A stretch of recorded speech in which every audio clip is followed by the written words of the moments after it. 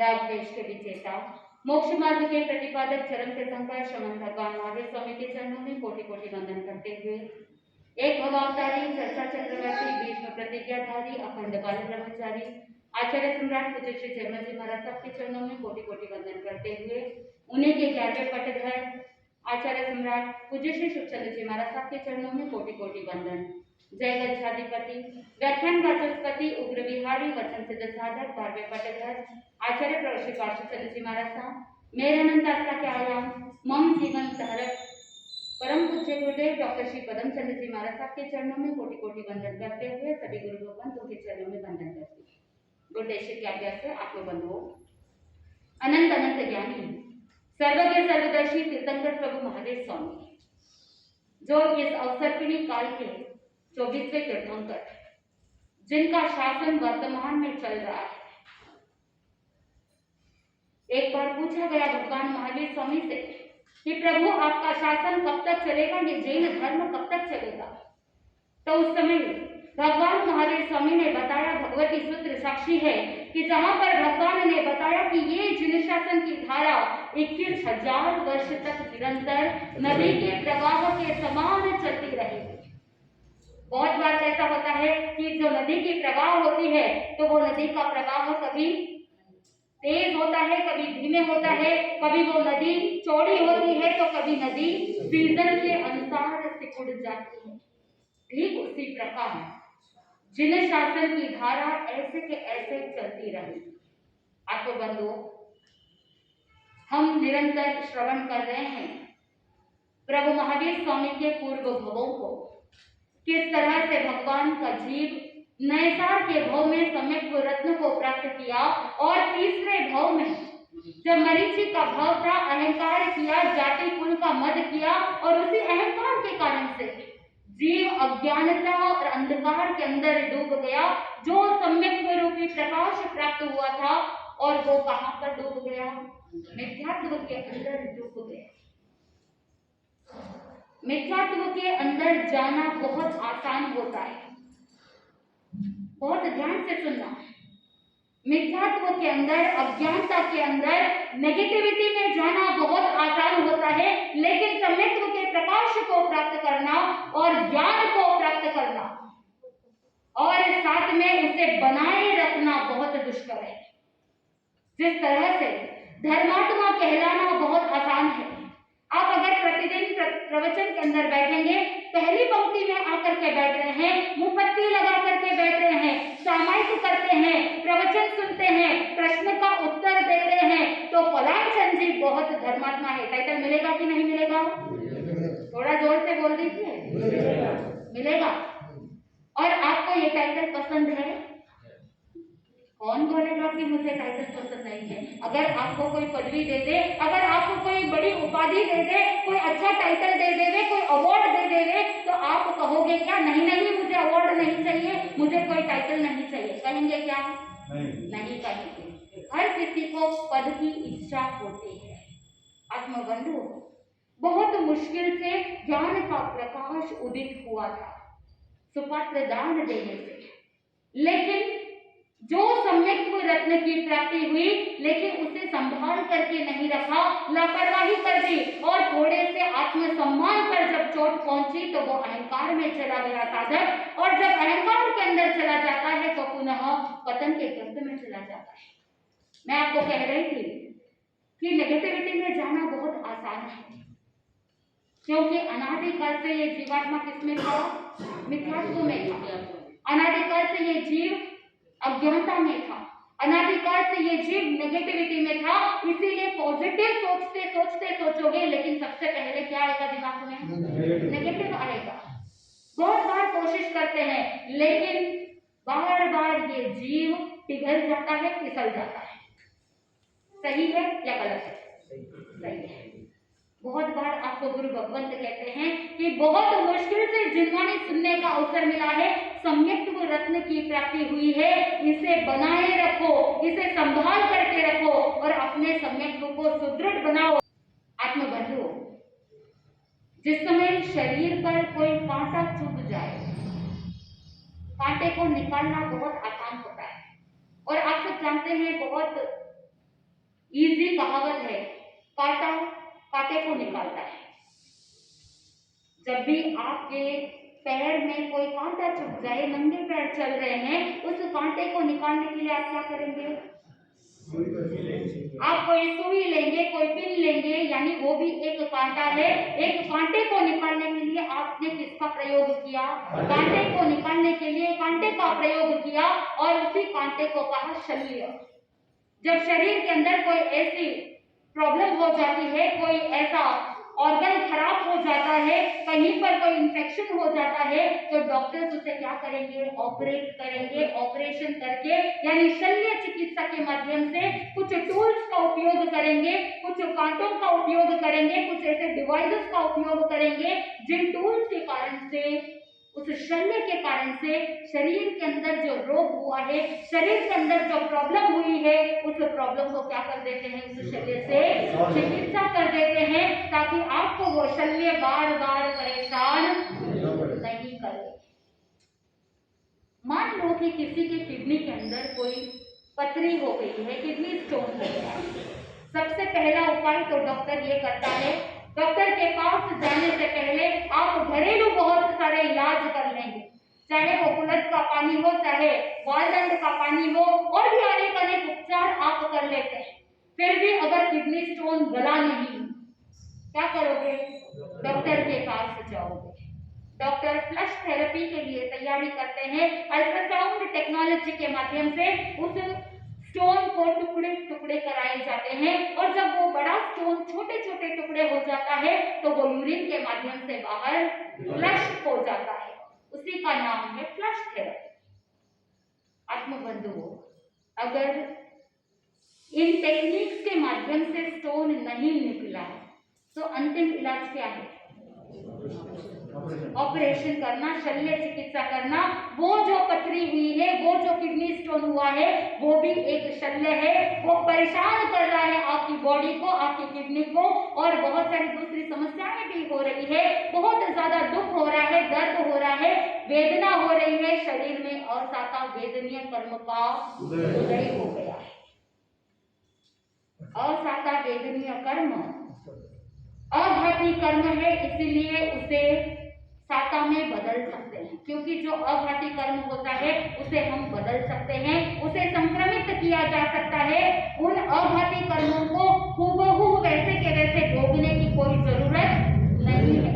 कोई मन में ये सोचे कि शरीर के अंदर रोग हुआ है, अगर मेरे कर्म हल्के होंगे, अगर मेरे भाग्य में, किस्मत में लिखा होगा कि मेरा रोग ठीक हो जाए तो हो जाएगा, तो क्या रोग ठीक हो जाएगा? होगा क्या? नहीं होगा। क्या करना पड़ेगा? इलाज करना पड़ेगा, उपचार करना पड़ेगा, चिकित्सा करनी पड़ेगी, और ट्रीटमेंट करना पड़ेगा, जिसके माध्यम से वो रोग समाप्त हो जाए। द्रव्य रूपी ये सारे रोग आप ठीक कर लोगे, लेकिन ज्ञानी जन ने कहा ये जो शल्य है, द्रव्य शल्य, इसका इलाज तो आपने कर दिया। लेकिन प्रभु महावीर स्वामी कहते हैं कि अनादिकाल से इस जीवात्मा के साथ जो भाव शल्य आत्मा को परेशान कर रहे हैं, आत्मा को बीमार कर दिया है, आत्मा के साथ कर्म रोग लगे हुए हैं, उसका इलाज कैसे करना। आज तक आपने शरीर के रोगों का उपचार किया, अब समय आ गया है आत्मा के रोगों का क्या करो? उपचार करो, ट्रीटमेंट करो, चिकित्सा करो। क्योंकि भाव शल्य जो है वो 3 प्रकार के हैं, माया, निदान और मिथ्या दर्शन शल्य। अनादिकाल से ये जीवात्मा निगोद के अंदर मिथ्या दर्शन शल्य यानी मिथ्यात्व के अंदर डूबा हुआ है। जब तक ये शल्य, ये कांटा निकलता नहीं, तब तक ज्ञान का प्रकाश भी भीतर से प्रकट नहीं होता है। लेकिन भगवान महावीर स्वामी के जीवन में ये शल्य एक बार के लिए तो दूर हुआ था, नैसार के भाव में, लेकिन मरीचि के भाव में पुनः वो शल्य आत्मा के अंदर ग्रस्त हो गया, पुनः मिथ्यात्व के अंदर चले गए। इसीलिए आगे के जो 6 भाव है वो परिव्राजक के रूप में याचक कुल के अंदर उनको जन्म लेना पड़ा, और मिथ्यात्व के अंदर रहते रहते त्रिदंडी के रूप में, तापस के रूप में आगे बढ़ते गए। ऐसे 15 भाव एक बार ब्राह्मण कुल, कभी देव कुल, देवगति में कभी ब्राह्मण कुल, पुनः अनेक असंख्यात भव किए, लेकिन उन सभी असंख्यात भवों का वर्णन नहीं, सिर्फ जो इम्पोर्टेंट है, जो मुख्य है, जिससे हम कुछ सीख ले सकते हैं, ऐसे भवों का वर्णन किया गया है। और ऐसे प्रमुख 27 भव भगवान महावीर स्वामी के बताए। जिस तरह से पार्श्वनाथ भगवान के 10 भव बताए, वैसे भगवान महावीर स्वामी के कितने भव? 27 भव। बहुत बार सुना है कि भगवान महावीर स्वामी के 27 भव, लेकिन कौन से भव में क्या किया, कौन से भव में कैसे साधना की, कैसे उन्होंने गलतियां की, कैसे मिस्टेक्स हुए, जैसी स्खलना हुई, जिसके कारण से उनकी आत्मा एक बार के लिए तो ऊपर उठती है, लेकिन गलती की वजह से, आलोचना न करने की वजह से पुनः पतन के अंदर नीचे की तरफ। यानी लाइफ जो है हमारी, वो रोलर कोस्टर के जैसा है। एक झूला होता है जो एक बार ऊपर जाता है, फिर नीचे आता है। तो जिंदगी भी झूले के समान है, रोलर कोस्टर के जैसा है, कभी ऊपर तो कभी नीचे। ये प्रकृति का नियम है। और अगर प्रकृति के विपरीत जाकर के आप अगर विकृति में चले जाते हैं, आत्मा में अगर विकृति आ जाती है, तो जीव माया निदान मिथ्या दर्शन जैसे भाव शैली के अंदर डूब जाता है। भगवान महावीर स्वामी का जीव 15वें भव में ब्रह्म देवलोक में मध्यम स्थिति वाले देव बने और वहां से चव करके अनेक भव किए। अनेक भव करते करते, भव भ्रमण करते करते राजगृही नगरी के अंदर 16वें भव का वर्णन मिलता है। राजगृही नगरी में 16वें भव में राजगृही नगरी के अंदर विश्वनंदी नाम का राजकुमार था, राजा था। विश्वनंदी राजा, जिसका पुत्र विशाखानंदी और विश्वनंदी का भाई था विशाखभूति। विश्वनंदी का भाई कौन? विशाखभूति। और विशाखभूति का जो पुत्र था उसका नाम था विश्वभूति। और भगवान महावीर स्वामी का जीव विशाखभूति का पुत्र विश्वभूति के रूप में जन्मा। अब यहाँ पर विश्वभूति और विशाखनंदी, ये दोनों चचेरे भाई हो जाते हैं, कजिन्स। तो जब ये दोनों भाइयों के बीच में हमेशा ईर्ष्या और संघर्ष रहता है। आत्मबंधु, आप अमूमन देखते हैं कि दो भाइयों के बीच में बहुत बार संघर्ष होता है, बहुत ज्यादा ईर्ष्या होती है। और घर को छोड़ो, पड़ोसी अगर तरक्की करता है तो भी उससे आप क्या करते हो? ईर्ष्या करते हैं। और ये जो ईर्ष्या वृत्ति है, ये आत्मा को ले डुबोता है। दुख विपाक सूत्र के अंदर 9वें अध्ययन के अंदर वर्णन मिलता है कि किस तरह से ईर्ष्या वृत्ति के कारण से जीव कितने ही पंचेंद्रिय जीवों का घमासान कर देता है। वहां पर वर्णन मिलता है कि सिंहसेन राजा और उसकी 500 रानियां। दुख विपाक सूत्र यानी ऐसा सूत्र जहां पर विपाक सूत्र का पहला श्रुत स्कंद, जिसमें 10 राजकुमारों का वर्णन आता है, जो हर भाव में दुख को भोगते हुए दुखे दुखे मोक्ष में जाते हैं। और सुख विपाक सूत्र के अंदर जीवों का वर्णन मिलता है जो सुखे सुखे मोक्ष जाते हैं। आपको भी मोक्ष में जाना है? जाना है कि नहीं जाना है? जाना है। सुख पूर्वक जाना है या दुख पूर्वक जाना है? कहने के लिए तो कितना आसान है, सुख पूर्वक मोक्ष में जाना है, लेकिन वैसी करनी पड़ेगी कि किस तरह से सुपत्र दान दिया, समित्व को सुदृढ़ रखा, दान पुण्य किया, धर्म आराधना की, तप त्याग तपस्या करी, जिसके माध्यम से जीव क्या कर सकता है? सुखे सुखे मोक्ष में जा सकता है।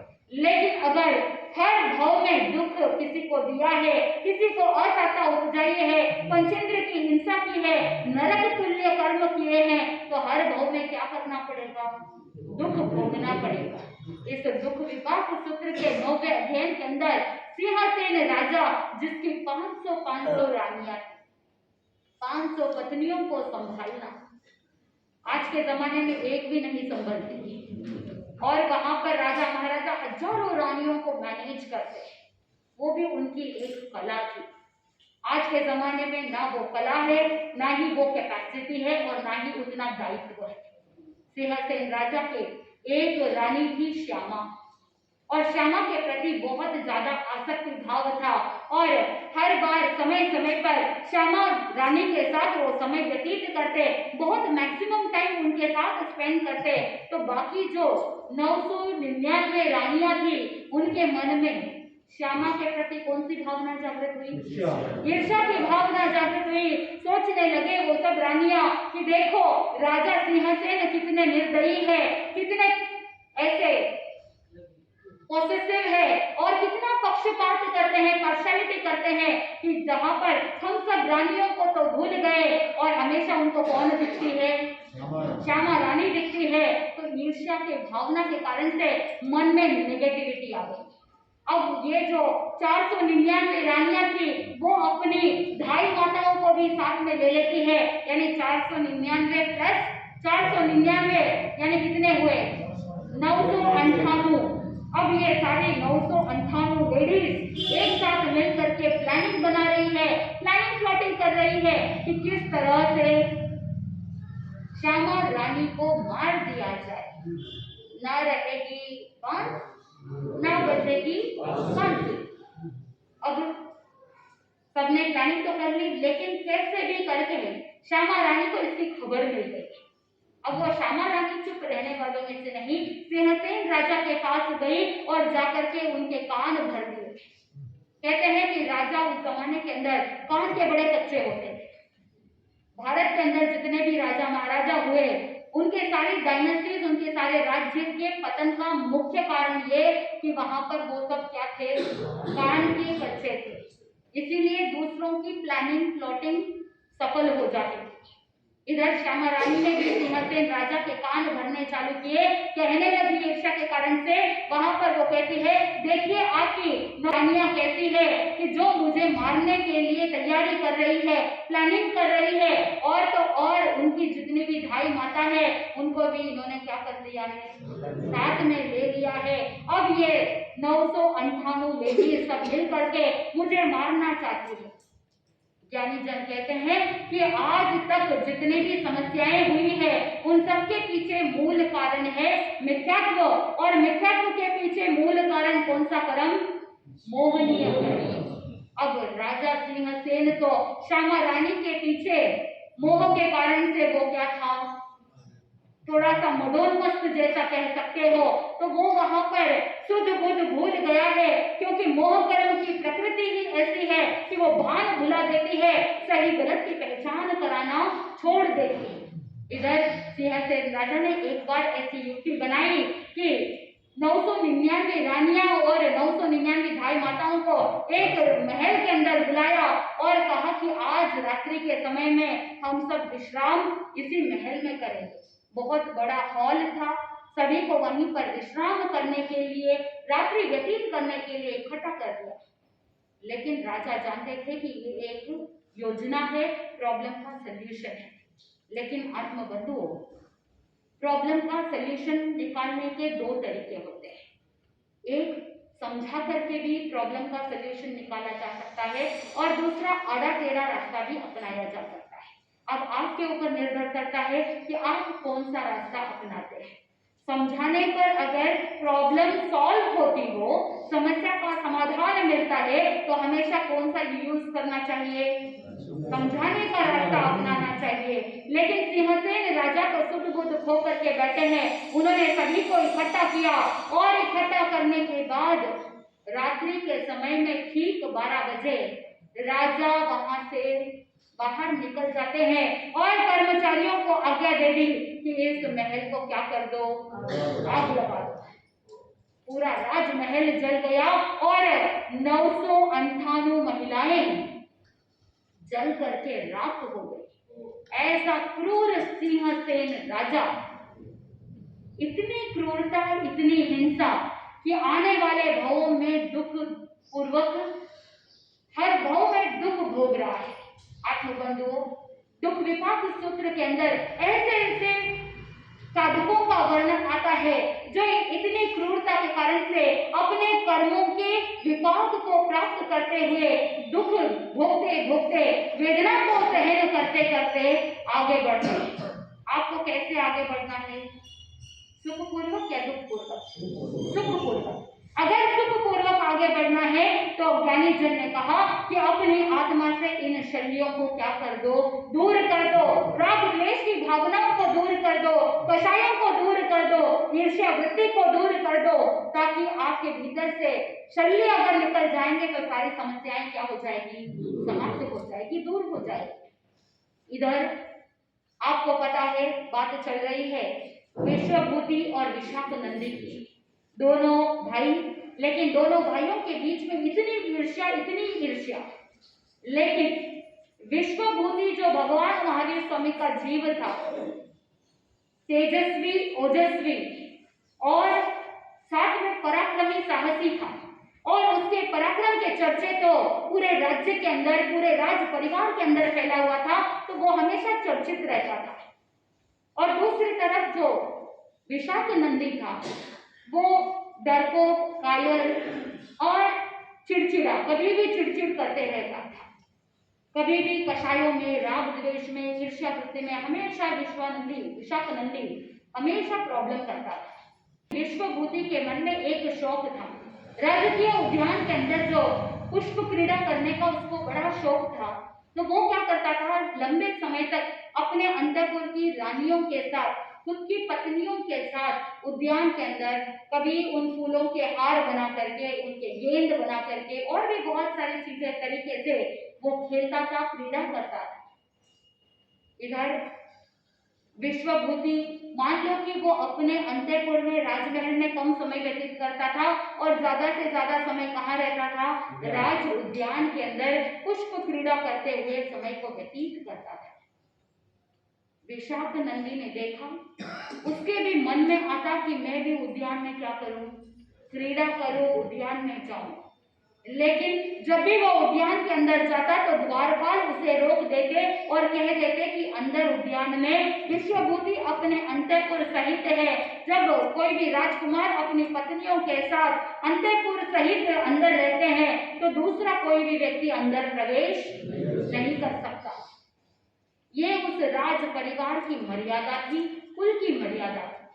आत्मबंधुओं, ऐसे ही समय व्यतीत होता रहा। विश्वभूति आराम से पुष्प क्रीड़ा करते हुए समय व्यतीत कर रहे हैं। एक बार महारानी ने जब अपनी दासियों को फूल लाने के लिए भेजा तो महारानी की दासियां जब उद्यान के अंदर जाती है फूल और आदि कुछ लेने के लिए, तो देखा विश्वभूति को क्रीड़ा करते हुए, और क्रीड़ा करते हुए देख करके उसे राज वैभव को भोगते हुए देखा तो मन में ईर्ष्या की भावना आ गई और तुरंत वो दासियां महारानी के पास जाकर के कान भरना प्रारंभ करती है। महारानी को जाकर के कहती है कि देखो, विश्वभूति जो आपके महाराजा के भाई का बेटा है, वास्तव के अंदर राज वैभव तो वो भोग रहा है। कहने के लिए तो आप कहते हो कि राज्य आपका है, लेकिन वास्तव में राज्य किसका है, विश्वभूति का है, क्योंकि वो राज उद्यान के अंदर हमेशा अपने अंतःपुर के साथ, पत्नियों के साथ पुष्प क्रीड़ा करते हुए अपना समय व्यतीत करता है। वास्तव के अंदर राज वैभव तो वो भोग रहा है। जैसे ही ये बात सुनी और वो दासिया कहती है महारानी को कि आपका पुत्र विशाखनंदी वो उद्यान के बाहर खड़े रह करके ताकता रहता है, लेकिन उसे अंदर जाने को प्रवेश नहीं मिलता। जैसे ही ये बात सुनी अपने पुत्र विशाखानंदी, उसका अपमान, उसका दुख देख करके, सुन करके वो महारानी आग बबूला हो जाती है और जैसे ही क्रोध के अंदर आकर के महाराजा के पास जाती है और विश्वनंदी के पास जाकर के महाराजा के पास जाकर के कंप्लेंट करती है, कहने लगती है कि आपके राज्य में तो अंधेर है, देखो कि वहां वो विश्वभूति हमेशा अपने पत्नियों के साथ राज वैभव को भोग रहा है, राजकीय उद्यान के अंदर क्रीड़ा करता है, लेकिन मेरा बेटा, मेरा पुत्र विशाखनंदी हमेशा अपनी आंखों से देखता रहता है, मुंह ताकता रहता है, लेकिन उसे उद्यान के अंदर कोई भोग भोगने का कोई औचित्य, समय, अवसर मिलता ही नहीं। इसीलिए राजन, आप कुछ करो, किसी भी तरह से आप विश्वभूति को क्या करो, उस उद्यान से बाहर निकालो। राजा ने बहुत समझाने की कोशिश की, कहा रानी को कि रानी, ये तो हमारे कुल की मर्यादा है कि जब कोई राजा या राजकुमार या कोई अन्य व्यक्ति अपने अंतःपुर के साथ, अपने परिवार के साथ, पत्नियों के साथ उद्यान के अंदर रहते हैं, उस समय दूसरा कोई व्यक्ति अंदर प्रवेश नहीं कर सकता। तो मैं विशाख नंदी के लिए कैसे बात कर सकता हूँ? तो उस समय वो महारानी कहती है, क्रोध के आवेश में आकर के कहने लग जाती है, राजन मुझे ये सब कुछ नहीं पता, जब तक आप विश्वभूति को उद्यान से बाहर नहीं निकालेंगे तब तक मैं अपने मुंह में अन्न जल ग्रहण नहीं करूंगी। ज्ञानी जन कहते हैं कि 3 व्यक्ति के हट के आगे झुकना ही पड़ता है, राजहट, बालहट और तिर्या हट। तो इन 3 हट के सामने व्यक्ति को नतमस्तक होना पड़ता है। राजा अगर जिद पर आ जाए या अपना हट साधने के लिए लग जाए तो प्रजा कुछ नहीं कर सकती। और बच्चा जब जिद करता है, हट करता है, तो माँ को भी क्या करना पड़ता है? आखिर में झुकना पड़ता है, पेट के आगे हारना पड़ता है। और तीसरा है स्त्री हट या तिर्या हट। तिर्या हट के सामने भी बड़े बड़े राजा महाराजाओं को भी क्या करना पड़ा? झुकना पड़ा। रामायण महाभारत हुए तो किसके कारण से हुए? स्त्री हट के कारण से हुए, आत्मबंधु। इधर महारानी ने हट पकड़ ली कि जब तक विश्वभूति को बाहर नहीं निकालेंगे तब तक मैं अन्न जल ग्रहण नहीं करूंगी। राजा परेशान हो गए। राजा ने सोचा कि अब इस संकट का समाधान कैसे हो। अमात्य को बुलाया और अमात्य को सारी बात बताई। अब अमात्य प्रॉब्लम का सलूशन निकालने के लिए अज्ञात पुरुषों को बुलाया और अनजान लोगों को बुला करके उनके साथ एक पत्र लिख करके पत्र राजा के पास भेज दिया। जैसे ही उस लेख को देखा, उस लेटर को देखा, राजा को आया गुस्सा और राजा ने युद्ध की घोषणा कर दी।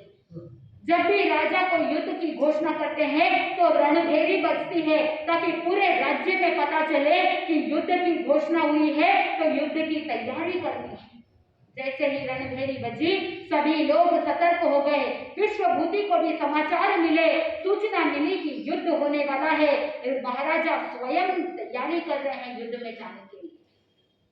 जैसे ही विश्वभूति को ये बात पता चली, आए महाराजा के पास और आकर के पूछा कि राजन, आखिर कारण क्या है? आप युद्ध के लिए क्यों जा रहे हैं? क्या समस्या आन पड़ी है? उस समय महाराजा कहते हैं कि सीमा पर पुरुष सिंह नाम का सामंत बहुत ज्यादा ऊपर उठ रहा है और उसे मुझे क्या करना है? उसे युद्ध करके उसे हराना है, उससे जीतना है, इसीलिए मैं युद्ध की तैयारी कर रहा हूँ।